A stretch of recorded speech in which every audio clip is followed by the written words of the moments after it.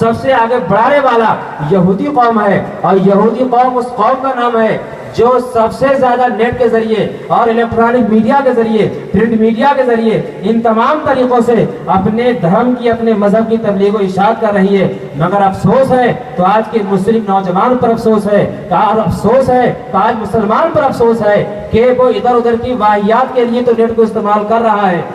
Media کو تو استعمال کر رہا ہے۔ مسلمانوں، یہ میڈیا اللہ تبارک و تعالیٰ نے ہمارے لیے ایک نعمت بنائی ہے کہ ہم اپنے گھر کے اندر بیٹھ کر، اپنے روم کے اندر بیٹھ کر پوری دنیا میں اسلام کا پیغام پہنچا سکتے ہیں، اپنی خانقاہ کا پیغام پہنچا سکتے ہیں، قرآن و حدیث کی تعلیمات پہنچا سکتے ہیں۔ مسلمانوں، ہمیں آپ کو ضرورت ہے کہ ہم اس کو اس طریقے سے استعمال کریں کہ میڈیا کے ذریعے اسلام کا فروغ ہو، قرآن و حدیث کا فروغ ہو، اور اخلاق کا اور تصوف کا فروغ ہو، جس کے ذریعے یہ انسانیت ایک امن و سلامتی کے معاشرے میں تبدیل ہو جائے۔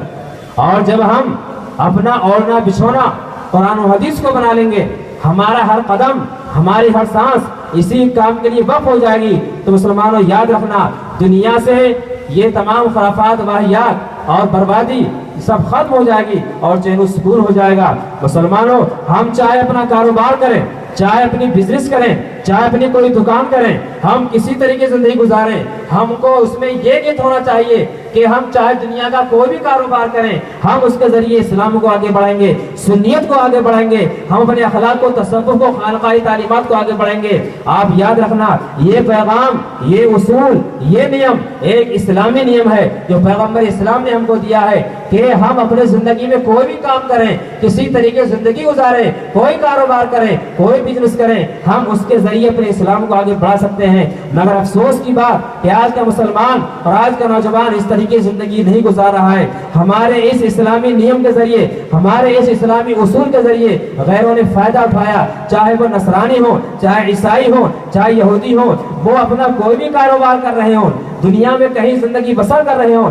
ان کی ہر سانس، ان کا ہر قدم، ان کا کاروبار، ان کی تمام بزنس، ان کے تمام چیزیں، یہ اس طریقے سے وہ لوگ آگے بڑھاتے ہیں کہ اس کے ساتھ ساتھ ان کا دھرم اور ان کو یہودیت، عیسائیت، یہ بھی ساتھ ساتھ آگے بڑھتی ہے۔ تو مسلمانوں، آج کا یہ عظیم الشان اجلاس آپ کو یہ دعوت دے رہا ہے کہ دنیا جیب کے اندر ہونا چاہیے، دل کے اندر دنیا نہیں ہونا چاہیے، اور ہم دنیا میں اتنا گم نہ ہو جائیں کہ دنیا جیب کی بجائے ہمارے دل میں آ جائے۔ اور اگر دنیا دل کے اندر آ جاتی ہے تو اس سے ایمان نکل جاتا ہے، اور ایک دل کے اندر دو چیزیں نہیں رہتی کہ دنیا بھی رہے اور دین بھی رہے۔ اس لیے ضروری ہے کہ ہم اپنے دل کے اندر دین کو رکھیں اور جیب کے اندر دولت کو رکھیں، اور اس طریقے سے زندگی گزاریں کہ ہم دنیا میں جہاں جائیں پہلے ہم مسلمان ہونا ثابت کریں، دنیا میں کوئی ہم کو دیکھے تو یہ کہے کہ ہاں یہ غلام مصطفیٰ جا رہا ہے، یہ سچا پکا مسلمان جا رہا ہے۔ مسلمانوں، غور کرنا،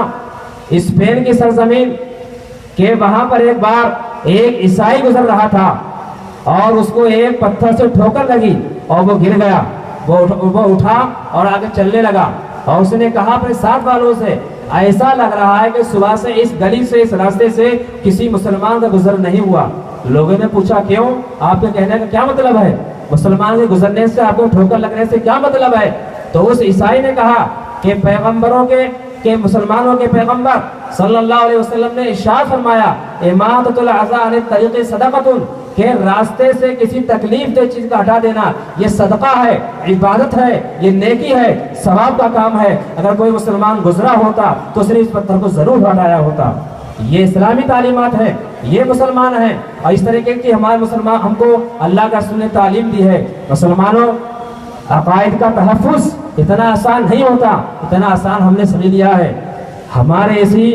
سلسلے عالیہ قادریہ مجددیہ کے سرخیل اور بانی امام ربانی مجدد الفسانی سیدنا شیخ احمد فاروقی سرہندی رحمت اللہ تعالی علیہ کی ذات بابرکت دیکھیں کہ آپ ایک ایسے مجدد کہ آپ نے اس طریقے سے اسلام کے کسی ایک اصول کو نہیں بچایا تھا، آپ نے کسی ایک عقیدے کا تحفظ نہیں فرمایا تھا، آپ کے زمانے میں اسلام کے کسی ایک اصول پر آنچ نہیں آ رہی تھی، بلکہ مجدد الفسانی کا دور ہندوستان کا وہ خطرناک دور ہے، وہ بہت ہی فتنوں کا دور ہے کہ آپ کے دور میں پورا اسلام خطرے میں تھا، اور آپ نے اکبر بادشاہ کا مقابلہ کرنے کے بعد اور آپ نے جہانگیر کا مقابلہ کرنے کے بعد اسلام کو بچایا تھا۔ آپ ایسے مجدد تھے کہ آپ نے ایک ایسے بادشاہ سے ٹکر لی اور ایسے بادشاہ سے آپ نے مقابلہ کیا جس کی حکومت صرف 5 سال کے لیے نہیں تھی، جس کی حکومت ووٹوں کی محتاج نہیں تھی، جس کو کوئی شمار نہیں کرتا تھا، وہ کوئی ایسی حکومت نہیں تھی کہ جس کو ووٹ شماری کے ذریعے ووٹ کے ذریعے بنایا جائے، وہ ایسی حکومت تھی کہ جب تک بادشاہ زندہ رہے گا اس کی حکومت رہے گی۔ اور وہ ہندوستان آج کا ہندوستان نہیں تھا، وہ ہندوستان تھا جس میں پاکستان بھی تھا، بنگلہ دیش بھی تھا، افغانستان بھی تھا، سری لنکا بھی تھی، برما بھی تھا، اور مسلمان اس طرح کے بہت بڑے ملک کا نام، بر صغیر کا نام ہندوستان تھا۔ اتنے بڑے ملک کے بادشاہ سے آپ نے ٹکر لی اور اسلام کو بچایا۔ آپ ایسے مجدد تھے کہ آپ نے بادشاہ کی آنکھوں میں آ کے ڈال کر بات کی، آپ ایسے مجدد نہیں تھے کہ بادشاہ نے یا کسی نے مقدمہ کر دیا تو 3 دن کے لیے یا 3 مہینے کے لیے روپوش ہو گئے ہوں، آپ ایسے مجدد نہیں تھے، آپ 1000 سال کے مجدد تھے۔ اللہ تبارک و تعالیٰ نے آپ کو 1000 سال کے لیے مبعوث فرمایا تھا، یہی معنی ہے مجدد الف ثانی کا۔ اور آپ کو یہ معلوم ہے کہ ہر صدی میں اللہ تبارک و تعالیٰ ایک مجدد کو مبعوث فرماتا ہے۔ سنن ابو داؤد کی حدیث پاک ہے، ان اللہ تعالیٰ یبعث لہذه الامت علی رأس کل 100 سنۃ من یجدد لها دینہا،